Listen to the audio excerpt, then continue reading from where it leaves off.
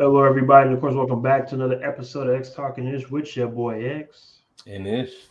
You already know what to do. If you are on Facebook, please make sure you like and share this broadcast. If you are on our Facebook page, please make sure you go ahead and hit that like button. If you are on YouTube, go ahead and hit that red subscribe button so you can be subscribed to our channel on YouTube, and also go ahead and hit that notification bell so you can be notified for shows like this one in the future. Ding. Thank you for that, Ish. And as Mm-hmm. well, if you are on Twitter, please go ahead and check us out at X Talking Ish, and as well on my personal page at X underscore Williams 81. Now, if you've listened to our shows in the last couple of weeks, you've heard me talk about how I've been able to stream on multiple channels.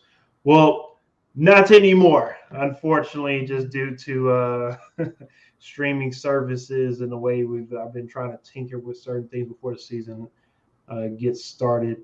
Seems as though, unfortunately, I'm not going to be able to do it the way I would like to. So we're going back to the old school method when it comes to, as they say, ish.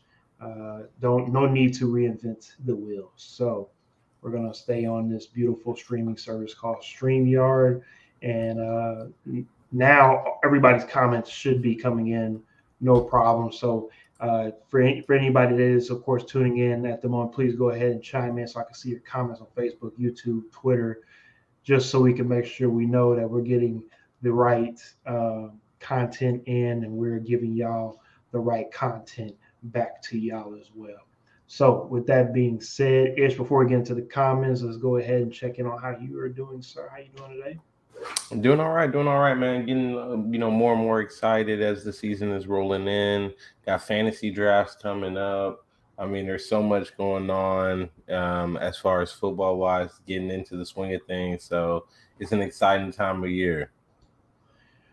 You are not wrong about that. The in the past, this is our past couple of weeks. We've of course been talking about the season is up and coming, is coming, is coming, and ish. Guess what? Now it's here. So, I mean, literally 2 days away. Yeah. We finally have our first preseason game of the NFL season. Let's be real, ish. I know I'm going to sound like a grumpy Gus to Lee out here, but for guys like us that play football, I mean, preseason is cool. It's cool and all, but we're ready for the show. We're ready for at least the regular season, because in this sport, every game in regular season actually matters. Football, basketball, I mean, baseball, basketball, not so much, but football, I mean, every week definitely matters. So, with this upcoming NFL season, we know how difficult it's going to be for everybody all across the land. And with that being said, let's go ahead and get right to the first topic of the day. It was, of course, not just NFL news, not just football news around the spectrum. It was honestly worldly news ish when it comes to the 6-game suspension heard around the world. When it comes to Deshaun Watson being issued his 6-game suspension by Judge Sue L. Robertson, who was appointed a third party official to make this decision. So it can be a third party decision. So nobody would be a part of this when it comes to the NFL ties. And this is the first time ever in the NFL that this type of how would you say ish not investigation, but this type of ruling and this type of Hmm. operation that is going on to settle a disciplinary Yeah, action. this is the first time of So this new arbitration system. So the very first ruling from the new system that they agreed to in the new collective bargaining agreement. and all of this takes place because, like Ish said, after the new CBA dealing with past instances in the NFL due to, of course, violent or non-violent actions of NFL players, they come to this ruling when it comes to having Judge Sue L. Robinson make this 6-game suspension come down.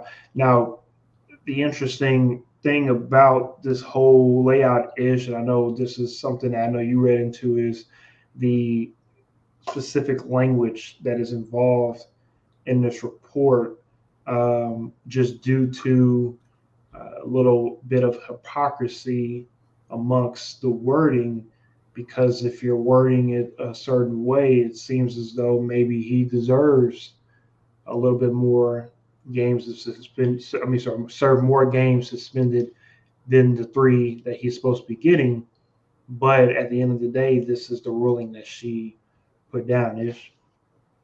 Yeah, I mean, just for the purposes of not going into a whole spiel and standing on soapboxes and whatnot, y'all came here for our football analysis, so I'm gonna keep it strictly associated to football. From a football standpoint, the Browns are, when this ruling came down, the Browns were celebrating. They were popping the champagne bottles. They were probably, all giving each other high fives. They were going out, and they probably won the Super Bowl when this ruling came out. Because to be honest, when you look at their schedule of the first 6 games with this ruling, I mean, they only have one divisional opponent in the Pittsburgh Steelers. They have 3 games that you would say are difficult games with the Steelers, the Chargers, and the Patriots. And then the other 3 games you would say they probably are still favorites with Jacoby Brissett starting, if not very close, close underdogs in those games. So to be honest, for the Cleveland Browns, this is a win. This ruling is a win for them. He only has to miss the first 6 games, and it looks like, even if you come out 3-3 from the first 6 games, I mean, you still got a bunch of division games to play. You got 5 more division games to play on the season. And hey, there's more than half the season left. So this is a big win for them. I know that they're going to be, I mean, we still have Thursday because they have until Thursday to, the league has until Thursday to appeal, which then that opens up a whole nother can of worms. But I mean, honestly speaking, even though the league wanted, they said at minimum the year, I don't think the league is going to appeal this ruling. I don't think that they, one, have a really strong case to appeal. Also, I don't know that they want to appeal the very first ruling of this new arbitration process. The only reason why I could see them possibly appealing is because of the money aspect, because he's not losing any money. There's no fine. So I think that may be the one part that they might have an issue with, because right now, if you're looking at it, for all those who are upset with this ruling, I mean, beyond it just being 6 games and not really hurting the Cleveland Browns, the fact that he's not actually losing any money, he's only losing $325,000 or $365,000. I mean, that in and of itself just kind of seems like, wow, this guy really, it doesn't feel like he got punished. If we're really looking at it, like, yeah, he missed a whole year where he didn't want to play for the Texans, and yeah, he's gonna miss the first 6 games. But when you think about what the league was asking for, if I'm in Deshaun Watson's camp, I feel ecstatic about the ruling. If I'm on the Cleveland Browns, I feel ecstatic about the ruling. And now we're looking to what are we going to be able to do, moving forward as far as competing for the AFC North and potentially the Super Bowl. I mean, everything you pretty much said is spot on. I want to get to this comment right quick from Christine Robichaud, which is unfortunately the same thing I continue to keep seeing on social media when she says they look dumb because really is suspended a whole year for $1,000 bet. That's the other part. Well, again, everybody, we can't keep trying to compare one incident to another because they're all not the same and they all have to be taken care of in all a different manner. The Ridley's case, I know it doesn't sound sexy to everybody what I'm about to say, but it does. It does play a part in the integrity of the game. Why do you think Pete Rose is still not in the Baseball Hall of Fame? I mean, again, I don't make the rules. I'm just letting y'all know what's going on. And do I think what really did was bad? I don't think it was that bad. But at the end of the day, that's the rules that they've had in place in football for not last year or 10 years ago. That's been in the rule book for 60 plus years now. But at the end of the day, that's something that's going to happen more and more often moving forward. I think when it comes to, of course, everybody being able to bet in more and a more of a new and unique way instead of having to go to a sports book, being able to place a bet on your phone. Would be surprised if really it's not the only person that this happens to, which is again it's unfortunate, but it's just a part of the way that the NFL disciplines not just the players, but also the owners, which we'll get into that very shortly, is very ass backwards.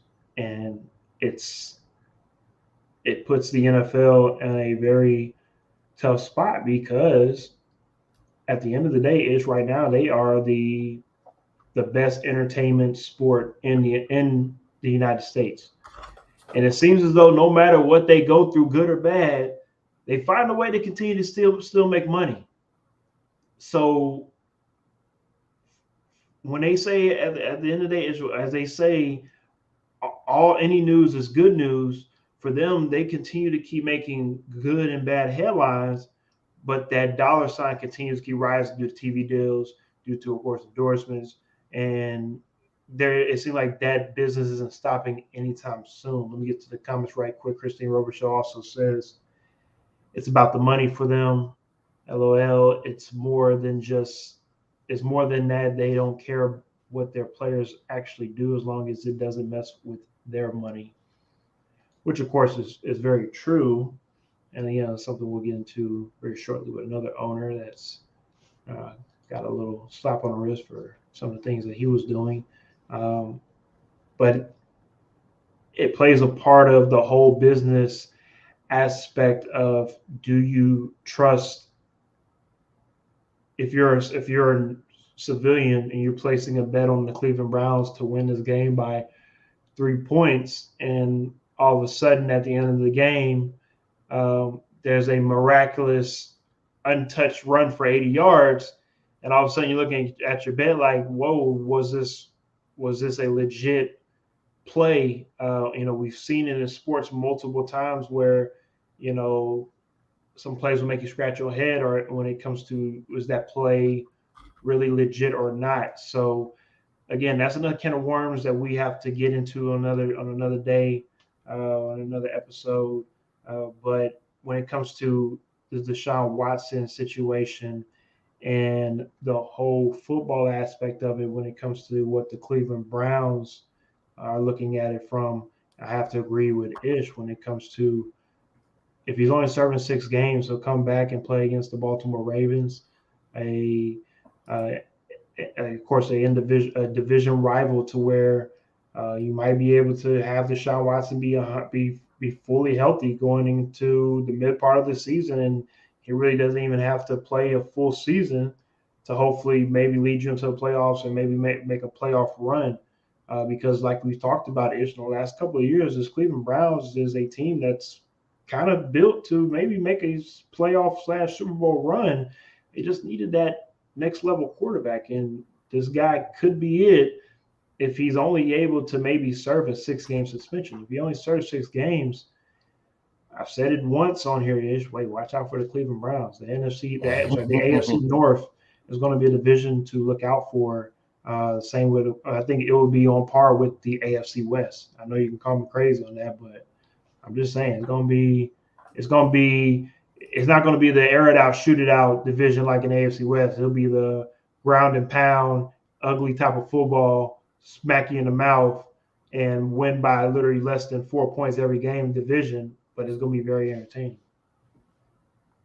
Yeah, I don't know. I don't know if I'm putting it up there with AFC West, but I am. It'll be interesting. it'll be a fun division to watch. It will be. It will be. All right, let's go ahead and move on to the next topic of the night.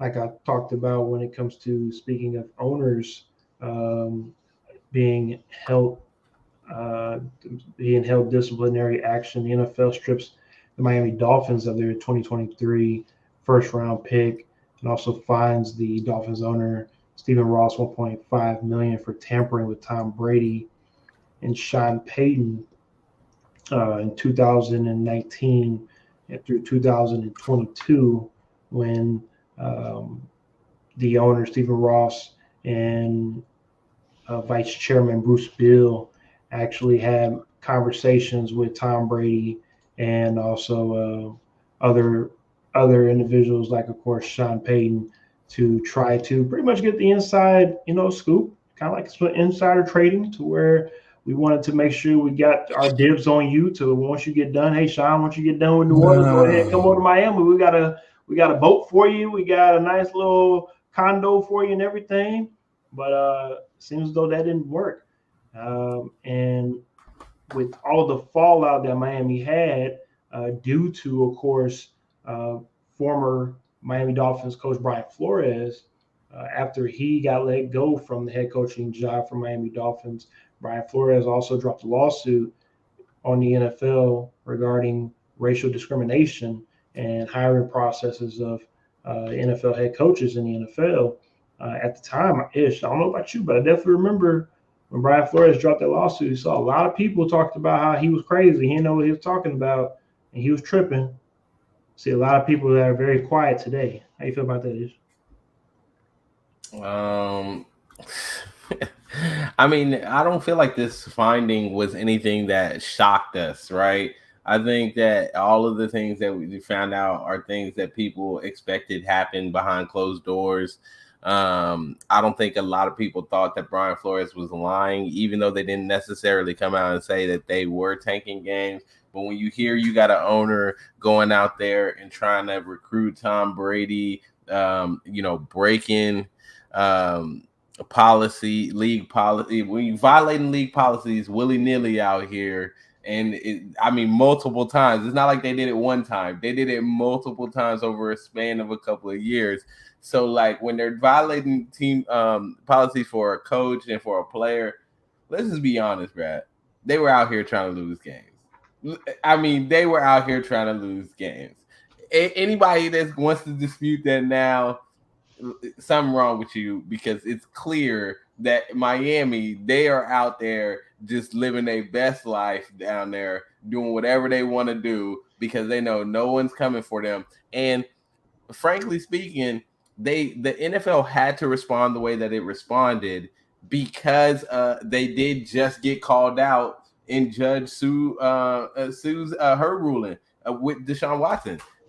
They called them out. They said the owners aren't held to the same standard that the players are being held to. So they had to come out and do something when you find that this owner doing it. And it was rather quickly too, because I'm just saying this is out. It's been out for a while. Right?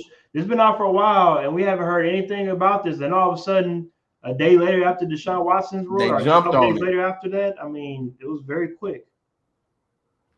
Well, they're trying to take the news away from the Deshaun Watson thing because of how controversial it is, and the differing opinions about it. But this is one thing I think is not very controversial. I think everybody agrees, like, yeah, they deserve this. And if anything, I think it lends credence to some of the people that are saying, hey man, Stephen Ross they need to make him sell that team. I don't know if I would go as far as saying he needs to sell the team, but my man need to chill out, okay? He need to relax, hang out there in Miami. You're able to get Tyreek Hill on your team now. Just calm it down a little bit, please, man. Now let's remember, of course, just a couple seasons prior, before Tua got to the Miami Dolphins, it was the hashtag and the chant "Tank for Tua." I'm not saying it happened. I'm not saying it happened. I'm just saying that a lot of people were okay with. How much you want to bet he the one that started that one? Hey, I don't know. I'm just saying it was out there. He whispered it in somebody's ear, like, "Hey, man, start this 10, okay?" I'm just saying it was out there. So I'm not, and of course, I'm definitely not saying Stephen Ross was the one that put it out there. Of course, I'm saying it. Jokes. It's just saying. I'm saying that Stephen Ross. What I'm saying is that the comment that I wanted to read when it comes to from Brian Flores, when he says the NFL, however, found no evidence that the team initially lost games during the 2019 season. In February, former Dolphins head coach Brian Flores said in his lawsuit alleging racism in the league's hiring process hiring practice that Ross attempted to incentivize him to quote unquote tank or purposely lose games shortly after he was hired in 2019, with Ross allegedly offering Flores $100,000 for every loss that season. Flores allegedly, Flores alleged that as the team won games late in the season, Dolphins general manager Chris Greer told him Ross was mad that on the field success were compromising the team's draft position. Mm. So, with that being said, that is kind of the definition of tanking because the more games you win, the better. I'm sorry, the worse your draft stock is. The more games you lose, the better your draft stock is. So again, we're not saying that it happened, but in the context of what's going on, same thing with the report with Deshaun Watson. If we want to continue to keep what it is on black and white, there might be some things going on back there. But here's the kicker, and I've stated this from Deshaun Watson, and I will continue to state it with everything else that comes out, not just in the NFL, but also in life as well too. If there was things that happened, okay, I understand that, but unfortunately, everything has to go through the judicial system, which is not the best, and we all know it's unfortunately sometimes tailored to people that have the money and be able to get away with certain things, and that's unfortunately kind of the world that we live in right now. And I'm not saying that everybody should be okay with that. I'm just saying that's kind of just the way that it is, to where sometimes we might not ever know the truth on certain things. And some of y'all might just have to go to bed with that and be okay with that, because guess what? You might not never find out, because things are just gonna probably stay in the courthouse. And with that being said, some of y'all, I'm just saying, I could be wrong. I'm just saying some of y'all gotta fall back and not take some of this to heart, especially hearing people here in Houston that hate Deshaun Watson right now. Like let it go. He ain't thinking about y'all. I promise you, he's not. I promise y'all. Anywho, let's go ahead and move on to the next topic and something a little um, more cheery, a little bit of a better story. Our boy Debo Samuel finally gets his well-deserved money. He gets his 3-year deal extension worth up to $73 million. Of course, Ish, you and I will talk about the contract, his on the field success, and of course what he does for the 49er offense. But of course, also I want to talk about unfortunately the negative first before we get into all the positive. And no takeaway from I mean sorry, no knock on Debo, because Debo is that guy. Um, the only thing that I'm worried about when it comes to Debo moving forward, and it's not just these next 3 years, it's just the rest of his career, is will his lower body injuries catch up to him moving forward? Because he does have a lot of lower body injuries, to where I just hope he doesn't get ran into the ground. We've seen players unfortunately get ran into the ground to where they have their 1 or 2 years, or maybe 3 years, like a Todd Gurley, and after that, gone, gone. And it's unfortunate, but it happens a lot more often than people think. Now, like we say all the time, Ish, we want our guys to get their money, get your money. But the question is how much will you have to be used in the 49ers office this upcoming season, mainly because you'll be playing with a rookie, quote unquote, rookie quarterback. It will be a second year, of course, in the league, but first year actually starting. Will they rely on Debo more than ever now with a rookie quarterback? Ish, I just wanted to throw that to you. Um, I do like you pointing out the lower body injuries, because I think that was part of the importance of getting this contract squared away, is that he needed some of that security to say, hey guys, if I'm gonna be out here playing running back, playing wide receiver, running reverses, doing everything that the Throwing the team ball needs me too. to Don't forget do. about Yeah, throwing throwing the too. ball. I mean, if I'm gonna be out here doing everything, um, as famously was said by Bowie Miles' uncle, and he can pass. Yes, Um, sir.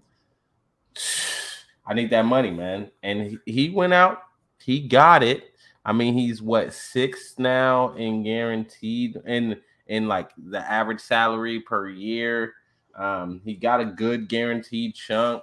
I think it was like 51.8. Let me double check my numbers. 58.1. 58.1. So I mean, he's got some good guaranteed money there. He's got a good, yearly cash amount.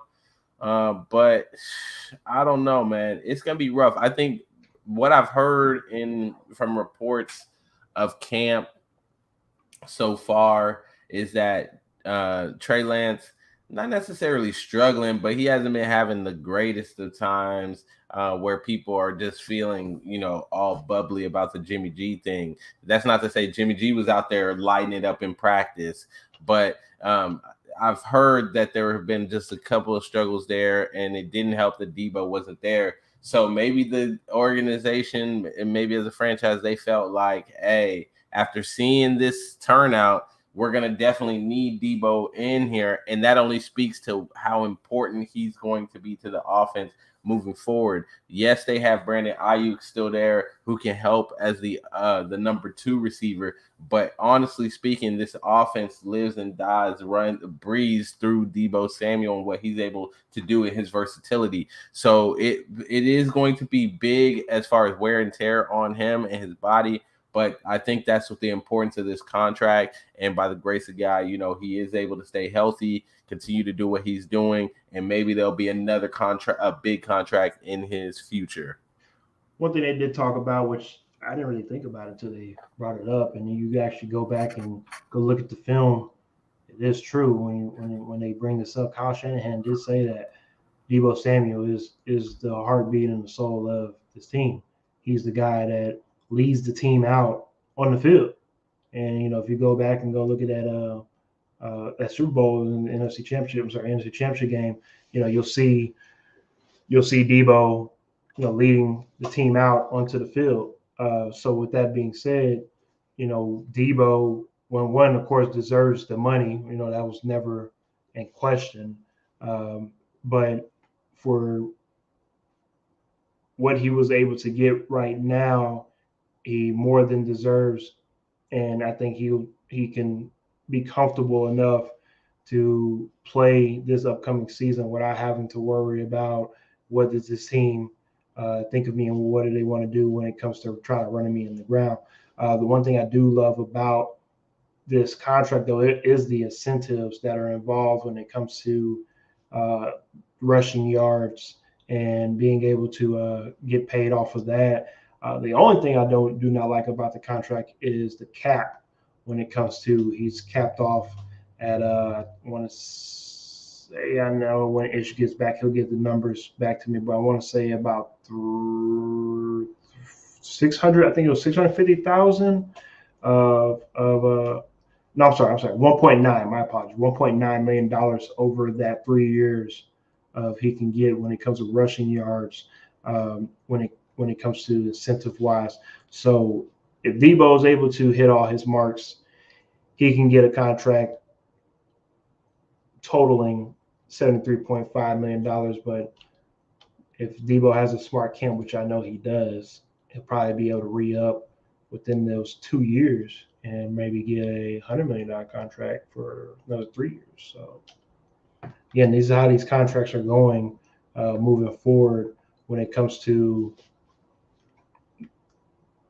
it's no more of these 4-year for $12 million deals. It's a lot more money in the NFL now. It's a lot more negotiating of the guaranteed money as well, which is a very big first in the NFL that we haven't seen in past years, to where it's been more of a you have to earn. It's an earn it league. You have to play 6, 7, 8 years before you can get that big contract. The numbers that some of these guys are getting now, I'm pretty sure old school football players are like sick of their stomachs when it comes to the amount of money that these guys are getting now.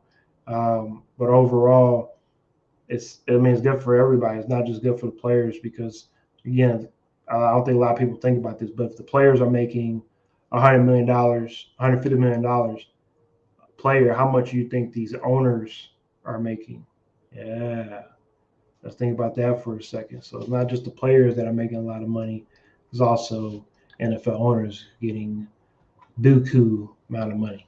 All right, I'll of course wait for Ish to join us whenever he gets back. I'm pretty sure he had to take a very important phone call. So with that being said, we're going to go ahead and take it into training camp news, the good, the bad, and the ugly. And if you know training camp, unfortunately, you'll see uh, a little more ugly than you want to, but we have a lot of good and bad. And Ish, I appreciate you for joining us once again. You good? You ain't got to Yeah, apologize. I yeah. know things happen.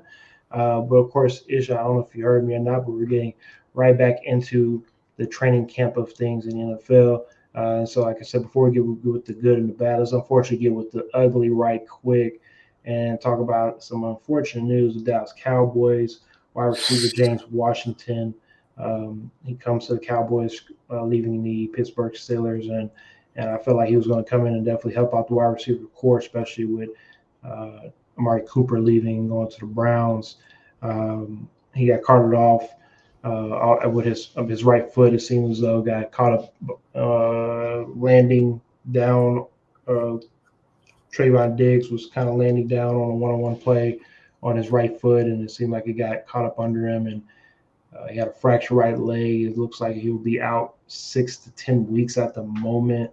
Um, and Ish, um, since we're talking about the Dallas Cowboys, let's talk about, of course, this team and this injury affecting this offense, affecting this quarterback, which is Dakota, of course, Mr. Prescott.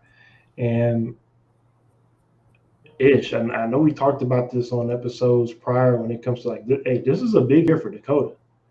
I mean, look, I know the numbers look good.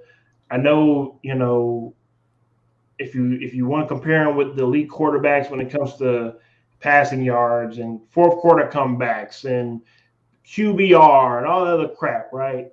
At the end of the day, what matters is win and loss records in the playoffs. Is that's what it comes down to. If you want to be considered amongst the elite quarterbacks, if you want to be the guys that throw for 1,000 yards and don't do shit in the playoffs, you can be that guy. That's cool. But Dakota is supposed to be the guy that's going to take the Cowboys back to the Super Bowl. And this upcoming season is, I'll say it right now, and I'll say it throughout the rest of the season. If Dakota is able to have another 4,500 yard season, 66 and above completion percentage, and is able to wield the Cowboys to the playoffs, I will be on this show and give him a standing ovation because I'll be honest with you, I just do not see it this upcoming season. There's gonna be there's a lot of pressure, not just on Dak Prescott, but also too, of course, on the outside, another 88 joining the club when it comes to CD Lamb. And can he be the number one receiver? I believe he can be. I think this will be his breakout season. But there's question marks still on him. Can he be that guy? Ezekiel Elliott, are you wearing thin on the tires? Will you get your spot taken by Pollard in the backfield? These are a lot of legit questions with the Dallas Cowboys this upcoming season. So this is definitely not any hate when it comes to let's all always get on the Cowboys. No, this is a serious concern on how y'all looking going into this season because I've said it already. I'm picking the Philadelphia Eagles to win the division. And I'm not backing down on this. I'm not backing down on this. And with this injury and with other things that are going to probably continue to conspire with the Dallas Cowboys when it comes to anything that can go wrong, they'll be lucky to get a wild card spot in the NFC at this moment. Lucky. Yeah, this was probably one of those injuries that there are certain injuries on teams that I think you just can't have as a team. I think this is definitely one of those ones for the Dallas Cowboys. They were already thin as it is at wide receiver. We all know Michael Gallup still recovering. You got CD Lamb, who I think he can step in and be number one, but I think he struggles when you don't have a Michael Gallup on the other side. And now you're losing another weapon at the wide receiver spot. I mean, I just think that overall, it's gonna be a rough year. Although they are gonna lean probably a lot heavier on Ezekiel Elliott, Tony Pollard, in that run game. You still need some weapons in the passing game, and just relying on CeeDee Lamb, or I mean, you got rookie Jalen Tolbert who came in. TJ Vasher is there. I mean, I don't know really. When I'm looking at that lineup, I don't know outside of CeeDee Lamb who's going to have that sort of impact. I don't know. I'm going as far as picking the Eagles to win the division just yet, but I do have a lot of questions surrounding the Dallas Cowboys, and I just don't see the answers right now. Now, you get to the comments right quickly, like Christine Robichaux doing, of course, the eyeballs because she's a little surprised that I'm probably picking the Philadelphia Eagles to win the division because, like I tell her all the time, I'm not an emotional fan. I am a logical football person when it comes to picking legit picks, and this is for me a legit pick. When it comes to the Cowboys, are just not. Just whatever vision Jerry Jones has right now when it comes to Mike McCartney and thinking he's the guy to will them to a Super Bowl and I when I look at Jerry Jones and when he's sitting in his little perch in Cowboy Stadium, he literally is the person version of the meme of the dog that's on fire and saying it's fine. And the whole everything around you is on fire and he's sitting in his chair like it's fine. No, it's not fine. It's not. I don't know why you are not seeing what everybody else is seeing. Don't get me wrong. I think Mike McCartney's a good coach, but we all can see that Aaron Rodgers might have been the reason why you won the Super Bowl. But look, it was a team effort too. I'm just saying, let's not make it seem like Mike McCartney is the next great thing in NFL coaching. So with that being said, the Dallas Cowboys are not trending upwards heading into the regular season. It'll be interesting to see how they look going into the preseason. But this is just my opinion. I'm very worried about the Dallas Cowboys. That's fair. All right, one more ugly thing before we head into some decent news in training camp. Unfortunately, another big injury for Denver Broncos. Wide receiver Tim Patrick, he tears an ACL in his right knee. He's out for the season. Like I talked about with Dakota Prescott, trying to have a big season. This is another quarterback who we've talked about on this show when it comes to maybe he can make a splash and make a culture change in Denver and be able to use that hashtag Let's Ride and try to wheel these Broncos into a Super Bowl, maybe his first year. And at the moment, Russ Wilson, I don't think that's going to happen. You're already losing bodies as it is, and if these injuries keep up for the Denver Broncos, y'all gonna be looking like the Broncos version of the Seattle Seahawks. I mean, you're literally leaving one spot and landing right into the exact same spot with just higher elevation and maybe higher weed too while you at it. So when it comes to Russ, I'm not worried about Russ not being able to cook. We know Russ gonna cook. Not worried about that. But the real question is where does this now put you in the AFC West? Because there are some people that maybe third, maybe even second. Hey, there's some people maybe a lot of Denver fans maybe putting you, hey, we're gonna win the division now. It's realistically, where does this put the Denver Broncos in the AFC West? I think it puts them wherever you had them going before this injury. I don't think this injury hurts them as much as we all initially kind of thought when we first heard about it. I think that shock just kind of hit everyone.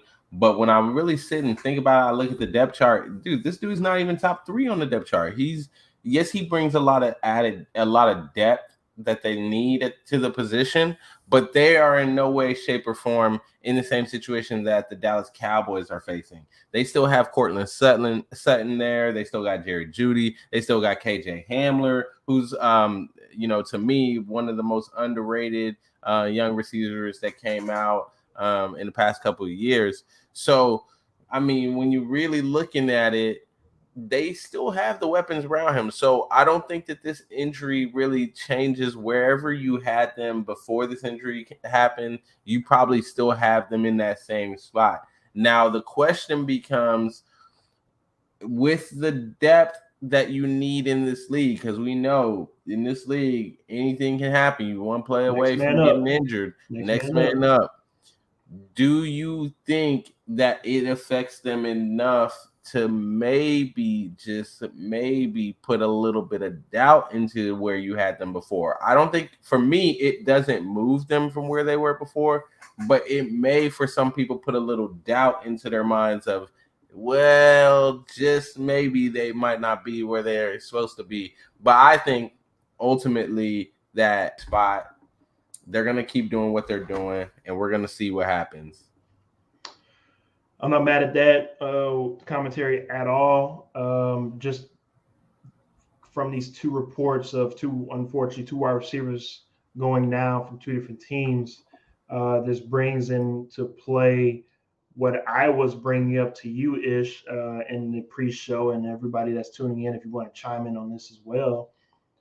Maybe this opens the doorway for maybe an Odell Beckham signing for the Dallas Cowboys or maybe even the Denver Broncos. When it comes to cap-wise, I don't know at the moment if both of these teams have enough cap. But when it comes to being able to play on a team that actually needs you and can use your veteran leadership, and also now Super Bowl expertise, maybe a team like the Dallas Cowboys might be a very good fit for Odell Beckham, or even a team like the Denver Broncos, led by a veteran quarterback like Russell Wilson, could be a great fit for OBJ. That's something to look into. Overall, I think he stays with LA.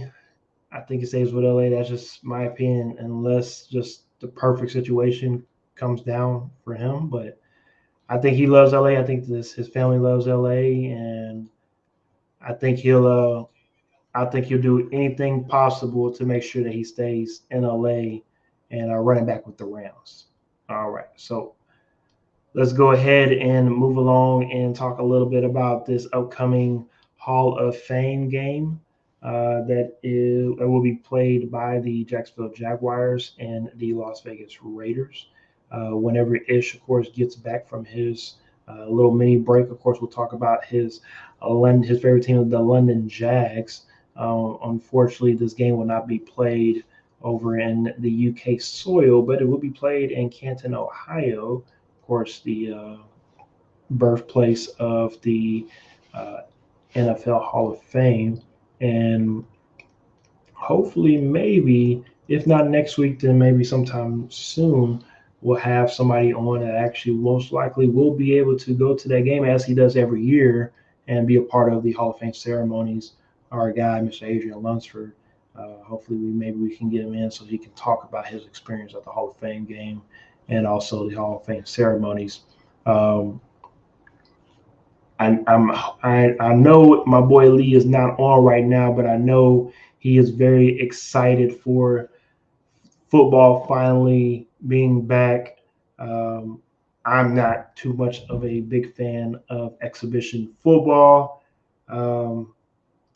Like I tell people all the time, a sport like football has to be played full speed. It can't be half-assed. If it's half-assed, that's how people get hurt. And sometimes exhibition games are just not enjoyable to play or watch. But I do enjoy not just the Hall of Fame game, but also all the preseason, seeing the guys on the lower end of the roster trying to make the team, doing whatever is necessary to try to be a special teams guy. And then, of course, after special teams, probably making an appearance on the offense or either the defense and making their way like that, because we've seen it time and time again, a guy that is plays his way from special teams and then is able to play offense and also maybe even join the Hall of Fame like a guy like Terrell Davis. So it is possible. It's about, of course, putting in the work and taking advantage of that opportunity. All right. So with this game, of course, besides the game being played, we also will, of course, induct 6 players, 1 coach, and 1 contributor of the game. And the 6 players that will be joining the class of 2022 will be offensive tackle Tony Baselli, wide receiver Cliff Branch, safety Leroy Butler, linebacker Sam Mills, and defensive lineman Richard Seymour and Brian Young. Uh, Dick Vermeil will enter the Hall of Fame as a coach, and Art McNally will also join the Hall of Fame as on-field official and supervisor of officials. So, as y'all can see, if y'all didn't know before, yes, you can also join the Hall of Fame by not being a player. You can also join the Hall of Fame by the work that you do as a NFL contributor, as you can see with Mr. Art McNally. Um, this is one of those classes where, and no disrespect to the gentlemen that are joining, of course, this prestigious honor. Of course, all kudos to them. Doesn't matter when you get in; it's just about getting in. But sometimes certain classes are a little bit more larger than life than others, especially the class last year. But for this class, again, you have guys like a Leroy Butler that people probably might know, and Tony Baselli. But I'm pretty sure some people are kind of a little hesitant on Sam Mills or a guy like Brian Young. But for the most part, I think this class is a solid class, very defensive minded type of class. Dick Vermeil is a guy that was around the NFL for a very long time and was able to finally get a Super Bowl victory with the St. Louis Rams with Kurt Warner, and of course winning that Super Bowl against my beloved Tennessee Titans.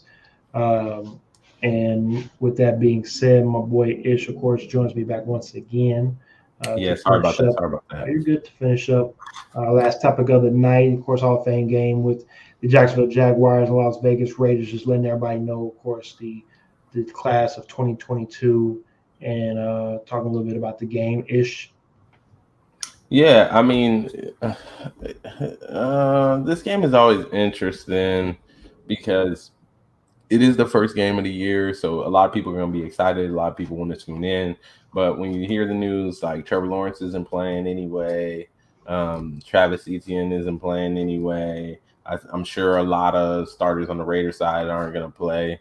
I mean, it's kind of one of those things where it's like, yeah, you're going to be excited that football is back, but at the same time, unless you're a fan of the team and you're really entrenched in some of these position battles that you got going on, I don't think that you're going to really be that excited for this game. It's not a game that I'm really checking for at the moment.